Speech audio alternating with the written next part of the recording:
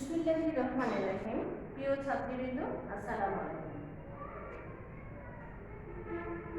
Online ক্লাসে সাগরনাই মহিলা college থেকে আমি জুবিয়া সুলতানা। আমি আজ তোমাদের ক্লাস নেব সমাজবিজ্ঞান দ্বিতীয় পত্রের নবম অধ্যায়। সমাজবিজ্ঞান দ্বিতীয় পত্রের নবম অধ্যায়ে আছে আমাদের বাংলাদেশের সামাজিক সমস্যা ও প্রতিকারের উপায়। বাংলাদেশের সামাজিক সমস্যা ও প্রতিকারের উপায় আমি গত ক্লাসে কিছু আলোচনা করছি। আজকে আমি তোমাদের আলোচনা করব বেকারত্ব সম্পর্কে। অর্থাৎ আমাদের সমাজ সমস্যাবিহীন কখনো হবে না, সমস্যা ছাড়া কোনো সমাজই হয় না, বা সামনে দিয়েও আমরা কখনো সমস্যাহীন সমাজ, সমস্যা ছাড়া সমাজ কল্পনা করতে পারবো না। এটা অকল্পনীয়। আমাদের জীবনটা অনেক জটিল। এই জটিল জীবনে সামাজিক সমস্যা আমাদের সবসময় লেগেই আছে এবং থাকবে। তবুও আমরা চেষ্টা করব কিছু কিছু সমাধান করতে। আজকে আমি তোমাদের আলোচনা করব বেকারত্ব সম্পর্কে। তার আগে তোমাদের একটু বলে নিই, তোমরা সবাই কেমন আছো? সুস্থ আছো? সবাই সুস্থ থাকো, ক্লাস মনোযোগ সহকারে শুনবে। বেকারত্ব সম্পর্কে আলোচনা করতে গিয়ে আমরা বেকারত্বের সংজ্ঞা দিই। বেকারত্ব হলো কোনো সমাজে কর্মক্ষম লোক থাকা সত্ত্বেও কর্মসংস্থানের অভাব। অর্থাৎ আমাদের সমাজে কর্মক্ষম লোক আছে, অথচ কর্মের জায়গা নেই, তখন তারা কাজ করতে পারছে না, আমরা তাকে বেকার বলি। অর্থাৎ শারীরিক ও মানসিকভাবে সুস্থ থাকার পরেও পূর্ণ এবং খণ্ডকালীন কাজ যখন করতে ইচ্ছা প্রকাশ করে অথচ পায় না, তখন তাকে বেকার বলে। দেশের স্বাভাবিক পরিস্থিতির মোকাবেলার অঙ্গ সংস্থাকে বেকার বলে।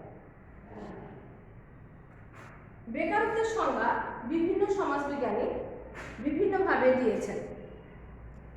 লর্ড বেকারেজ বেকারত্বের সংজ্ঞা দিতে গিয়ে বলেন, ব্যক্তি যখন শারীরিক এবং মানসিকভাবে প্রস্তুত থাকার পরেও কাজ পায় না, তখন তাকে বেকার বলে।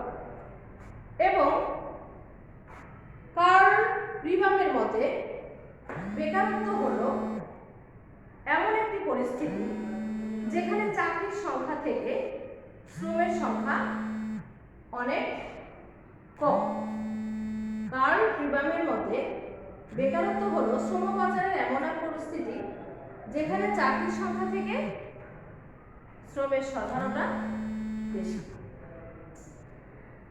আমাদের সমাজে অনেক ধরনের বেকারত্ব আমরা দেখতে পাই, বা অনেক ধরনের বেকারত্ব আমাদের সমাজে আছে। কি কি ধরনের বেকারত্ব আমরা সেগুলো একটি জেনে নিই। এটা হচ্ছে বেকারত্বের ধরন। বেকারত্বের ধরনের মধ্যে আমরা পাই মৌসুমী বেকারত্ব। মৌসুমী বেকারত্বটা কেমন? দেখা যাচ্ছে যে আমাদের সমাজে অর্থাৎ গ্রাম অঞ্চলে ফসল কাটার সময় ঋতুভেদে বেকারত্ব, এটা হচ্ছে মৌসুমী বেকারত্বটা হচ্ছে ঋতুভেদে বেকারত্ব। অর্থাৎ গ্রামে যখন ফসল কাটা বা বোনার সময় হয়, এরপরে ফসল কাটার পরে যখন কৃষকেরা কাজ থাকে না, তখন তারা কিছুদিনের জন্য বেকারত্ব জীবনযাপন করে। ঠিক সেভাবে শহরের কলকারখানাগুলোতে আমরা দেখতে পাই যে যেসব কলকারখানাতে কাঁচামাল আনা নেওয়া করে, হঠাৎ করে কাঁচামাল যদি বন্ধ হয়ে যায়, তখন কারখানাগুলো বন্ধ হয়ে যায় এবং ঠিক সেই সময় কারখানার শ্রমিকগুলো কিছুদিনের জন্য বেকারত্ব হয়ে যায়। এরপর আমরা আলোচনা করব প্রযুক্তিজনিত বেকারত্ব। প্রযুক্তিজনিত বেকারত্বটা কেমন আমরা দেখি যে প্রযুক্তির উন্নয়নের সাথে সাথে আমাদের উন্নয়ন হচ্ছে, কিন্তু হঠাৎ করে দেখা যাচ্ছে যে কিছু কৃষক লাঙ্গল দিয়ে চাষ করে। লাঙ্গল দিয়ে চাষ করার পরে হঠাৎ করে যখন প্রযুক্তি এসে প্রযুক্তির ট্রাক্টর দিয়ে যখন জমি চাষ করা হবে তখন অল্প সময়ে বেশি জমি চাষ করা হয়। যেসব কৃষক লাঙ্গল দিয়ে জমি চাষ করে তারা কিছুদিনের জন্য বেকারত্ব জীবনযাপন করে। এরপর আমাদের আসছে সামাজিক সংখ্যাজনিত বেকারত্ব। সামাজিক সংখ্যাজনিত বেকারত্বটা কেমন? আমাদের সমাজে জেন্ডার ভেদে কাজকর্ম ভাগ করা হয়। কিছু কাজ আছে যেগুলোকে বলা হয় যে নারীরা এই কাজটা পারবে না, অথচ নারী দ্বারা ইচ্ছা করলে পারবে, নারীদেরকে দেওয়া হয়। তখন দেখা যাচ্ছে যে নারীরা অন্য কোনো কাজ পাচ্ছে না, ওই কাজটা করতে পারবে, তখন তাকে জেন্ডার ভেদে বলা হচ্ছে যে এটা পুরুষ পারবে না, মহিলা পারবে। তখন সে কাজ করা থেকে বঞ্চিত থাকে, কোনো কাজ পায় না, তখন সে বেকারত্ব জীবনযাপন করে। এরপর আসছে আমাদের প্রচ্ছন্ন বেকারত্ব। প্রচ্ছন্ন বেকারত্ব হচ্ছে যে কাজে সামান্য মানুষ হলে চলবে সে কাজে বেশি সংখ্যক যখন লোক নিয়োগ করা হয় তখন অল্প সময়ের মধ্যে কাজ শেষ হয়ে যায়। অর্থাৎ একটা জমি চাষ করতে লাগবে 3 জন, অথচ দেখা যাচ্ছে যে জমি চাষ করবে ওই জমির মালিকের পরিবারে আছে 5 জন সদস্য, 5 জন পুরুষ আছে। 3 জন হলে জমিটা চাষ করা সুবিধা হবে। তখন যেহেতু 5 জন আছে, 5 জনই কি করছে? জমিটা চাষ করছে। 5 জন যখন জমি চাষ করার পরে তাড়াতাড়ি কাজ হয়ে যাচ্ছে তখন তারা বেকারত্ব জীবনযাপন করছে। ইচ্ছে করলে ওই 3 জনের কাজ 3 জনই করতো, বাকি 2 জনও অন্য কাজ করতে পারতো। অন্য কোনো কাজ না পাওয়ায় তারা সবাই মিলে বেকারত্ব জীবনযাপন করছে। বাণিজ্য চক্রজনিত বেকারত্ব। বাণিজ্য চক্রজনিত বেকারত্ব হচ্ছে যে আমাদের দেশে শিল্প কারখানাগুলো আশানুরূপ তৈরি করা হয়নি এবং সরকারি চাকরিগুলোতে, সরকারি কর্মসংস্থানগুলোতে কর্ম বাড়ানো হয়নি। তখন দেখা যাচ্ছে যে অনেক শিক্ষিত চাকরির অভাবে বা শিল্প কারখানাতে কাজ করার অভাবে তারা কাজ পাচ্ছে না, বেকারত্ব জীবনযাপন করছে। আর বেকারত্ব ধরনের মধ্যে আরেকটি আছে আকস্মিক বেকারত্ব। আকস্মিক বেকারত্বের ক্ষেত্রে আমরা বলতে পারি আকস্মিক অর্থাৎ হঠাৎ করে বেকারত্ব। আমাদের সমাজে হঠাৎ করে যখন বন্যা বা প্রাকৃতিক দুর্যোগ লেগে থাকে, এই বন্যার কারণে আমাদের অনেক ফসলাদি নষ্ট হয়ে যায়। এই ফসলাদি কাটা বা বোনার আর কাজ থাকে না, অন্য কোনো কাজ পায় না। ঠিক সেই সময় অনেক শ্রমিক বা অনেক কৃষক বেকারত্ব জীবনযাপন করে। অদক্ষতাজনিত বেকারত্ব। অদক্ষতাজনিত বেকারত্ব আমাদের যে শিক্ষানীতি, এই শিক্ষানীতিতে কারিগরি বা প্রযুক্তিগত দক্ষতা এখনো কারো হয়নি। হাতে কলমে শিক্ষাটা ভালোভাবে হয়নি। আমরা যে শিক্ষা শিক্ষিত হচ্ছি হাতে কলমে প্রযুক্তিগত কারিগরি শিক্ষাটা আমাদের মধ্যে এখনো আসেনি, যার কারণে আমরা যে কোনো কোম্পানিতে বা সরকারি চাকরিতে লোক নিয়োগ করতে পারছি না অদক্ষতার কারণে।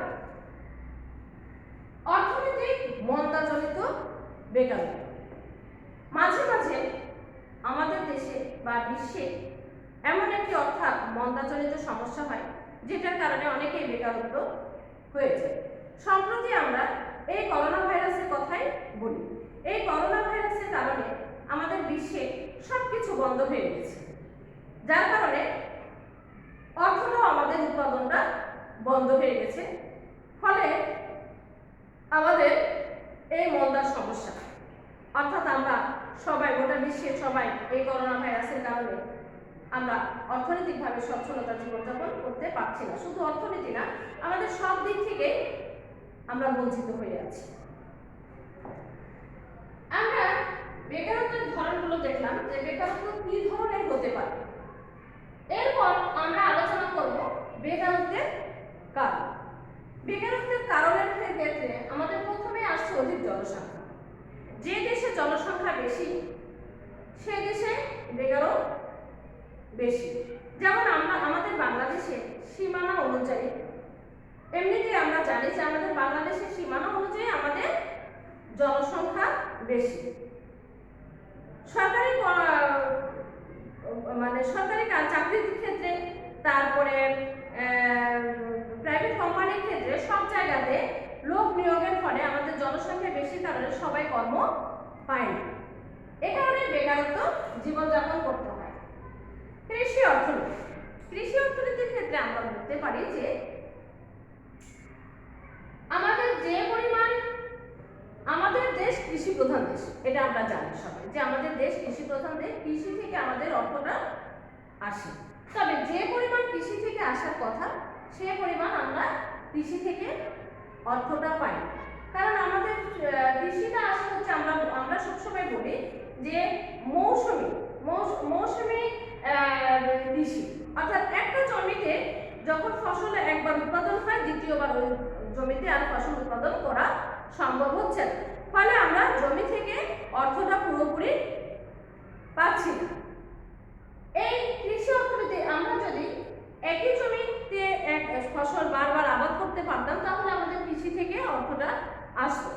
তাহলে আমাদের এটা হচ্ছে কৃষি অর্থনীতির ক্ষেত্রে একটা কারণ হচ্ছে যে এই কৃষি অর্থনীতির ক্ষেত্রে আমাদের অর্থটা ঠিকমতো আসছে না, ফলে শিল্প কারখানাগুলো ঠিকমতো চলছে না। শিল্পায়নের প্রভাব, এরপরে কৃষি অর্থনীতির পরে আমাদের শিল্পায়ন দেখা যাচ্ছে যে এই ব্রিটিশ শাসন আমল থেকে শুরু করে পাকিস্তান আমল শিল্পায়নের তেমন শিল্প কারখানাগুলো সে সময় তারা গড়ে উঠতে দেয়নি।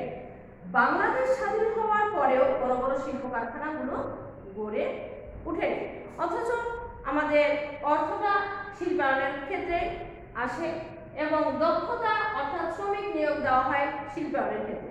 বড় বড় শিল্প কারখানাগুলো, ভারী ভারী শিল্প কারখানাগুলো এখনো সেভাবে আমাদের গড়ে উঠে। এরপর আসছে আমাদের কর্মবিমুখ শিক্ষা। কর্মবিমুখ শিক্ষা অর্থাৎ আমরা যে শিক্ষায় শিক্ষিত হয়েছি এই শিক্ষাতে আমাদের প্রাইভেট কোম্পানিগুলো বা সরকারি চাকরিগুলোতে দক্ষতার অভাবে আমরা উপযুক্ত দক্ষতা ভিত্তিক শ্রমিক পাচ্ছি না। বিশ্ববিদ্যালয় থেকে অনেক তরুণ স্টুডেন্ট বের হয়ে আসছে, কিন্তু তাদের ঠিকমতো দক্ষতা নাই বিধায় সব কাজে তাদেরকে নিয়োগ দেওয়া হচ্ছে না, ফলে বেকারত্ব জীবনযাপন করছে। প্রাকৃতিক দুর্যোগ, বেকারত্বের ক্ষেত্রে প্রাকৃতিক দুর্যোগও আরেকটি অন্যতম কারণ। অর্থাৎ যখন আমাদের বন্যা হয়, বন্যাতে অনেক বাড়িঘর ডুবে যায়। প্রাকৃতিক দুর্যোগ যেমন সিডর, আইলার মতো প্রাকৃতিক দুর্যোগগুলোতে আমাদের অনেক মানুষ সে সময় বেকারত্ব জীবনযাপন করছে। আবার মানুষের যখন বন্যার কারণে যখন ঘর বাড়িগুলো ডুবে যায় তখন তারা অনেক দিনের জন্য খাওয়া দাওয়া বন্ধ, কাজকর্ম বন্ধ, বেকারত্ব জীবনযাপন করে। সামাজিক মূল্যবোধ, সামাজিক মূল্যবোধটা বেকারত্বের ক্ষেত্রে আসলে একটু অন্যতম কারণ। আমাদের দেশে বেশিরভাগ ছেলেমেয়েরা মনে করে যে শিক্ষিত হব মানে চাকরি করব, তারা চাকরির বাইরে আর অন্য কোনো কাজ করতে চায় না। বাইরের দেশগুলোতে অর্থাৎ বিদেশে শিক্ষিত ছেলেমেয়েরা হোটেল, মোটেল, রেস্টুরেন্ট, অন্যান্য কাজও তারা করে চাকরির বাইরে। কিন্তু আমাদের সমাজে সামাজিক মূল্যবোধটা হয় না, সামাজিক মূল্যায়নটা হয় না অন্য কাজ করলে, যার কারণে শিক্ষিত ছেলেমেয়েরা চাকরি ছাড়া অন্য কাজ করে না, এমনকি চাকরি না পেলে তারা বেকারত্ব জীবনযাপন করে। দাতাদেশ বা সংস্থার চাপ, আমাদের দেশ দারিদ্র দেশ, এখানে আমাদের দাতা দেশগুলো সবসময় আমাদের প্রতিনিয়ত সাহায্য সহযোগিতা করছে। তবে তারা যেসব কাজে সহযোগিতা করছেন সেসব কাজে যখন কর্মী নিয়োগ দেওয়া হচ্ছে তখন নিজেদের লোক ছাড়া অন্য কাউকে নিয়োগ দেওয়া হচ্ছে না। অর্থনৈতিক অস্থিরতা, জন্মলগ্ন থেকে আমাদের দেশে অর্থনৈতিক অস্থিরতা লক্ষ্য করা যায়। এখানে সবসময় হরতাল, ধর্মঘট লেগেই থাকে, সরকারি বেসরকারি দুই পক্ষ সবসময় কাদা ছেড়াছেড়ি, যার কারণে এই অর্থনৈতিক অস্থিরতার কারণে আমাদের কারখানাগুলো ঠিকমতো চলছে না, এই কারণে অনেকে বেকারত্ব জীবনযাপন করছে। এরপর আমরা আলোচনা করব দারিদ্র্য। আমরা দারিদ্র্যের নিচে বসবাস করি। আমাদের যে 5টি মৌলিক চাহিদা সব পরিবারে, সে মৌলিক চাহিদাগুলো তারা পূরণ করতে পারছে না। এই মৌলিক চাহিদা যখন পূরণ করতে পারছে না, তখন সবাই উচ্চশিক্ষিত, শিক্ষার ক্ষেত্রে অর্থ ব্যয় করতে পারছে না, চিকিৎসার ক্ষেত্রে পারছে না, মোট কথা শারীরিকভাবে অসুস্থ থাকছে, লেখাপড়া করতে পারছে না, অদক্ষতা থাকছে। এই দারিদ্র্যের কারণে অনেকে অনেক কিছু না জানার কারণে বেকারত্ব জীবনযাপন করছে।